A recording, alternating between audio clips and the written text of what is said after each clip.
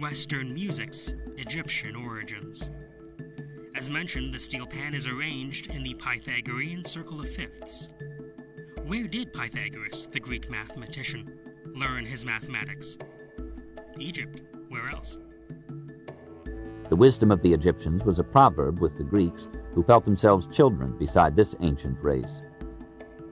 The oldest work of philosophy known to us is the Instructions of Ptahhotep, which apparently goes back to 2880 BC, 2,300 years before Confucius, Socrates, and Buddha.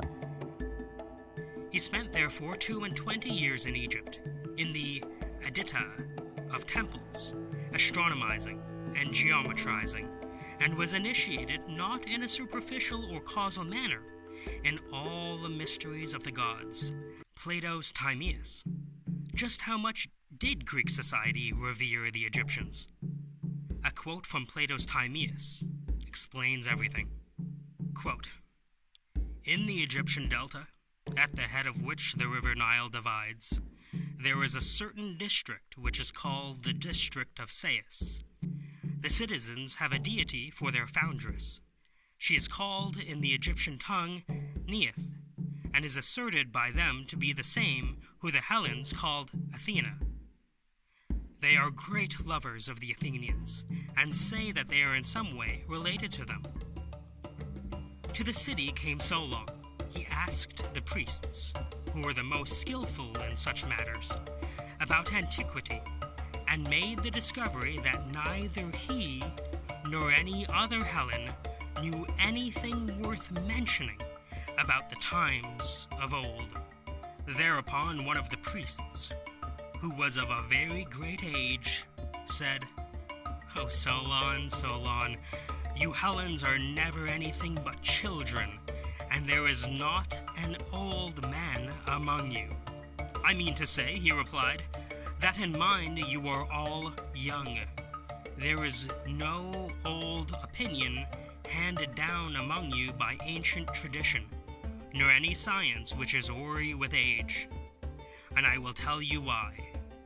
There have been and will be again many destructions of mankind arising out of many causes. The greatest have been brought about by the agencies of fire and water, and other lesser ones by innumerable other causes.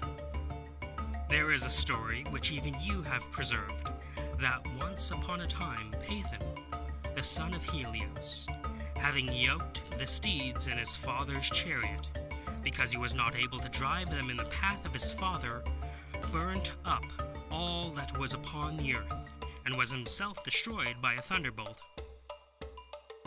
Now, this has the form of a myth, but really signifies a declination of the bodies moving in the heavens around the earth, and a great conflagration of things upon the earth, which recurs after long intervals.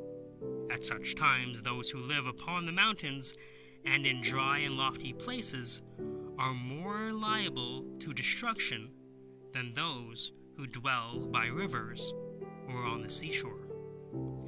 And from this calamity the Nile, who was our never-failing Savior, delivers and preserves us. When, on the other hand, the gods purge the earth with a deluge of water, the survivors in your country are herdsmen and shepherds who dwell on the mountains. But those who, like you, live in cities are carried by the rivers into the sea. Whereas in this land, neither then nor at any other time does the water come down from above on the fields, having always a tendency to come up from below, for which reason the traditions preserved here are the most ancient.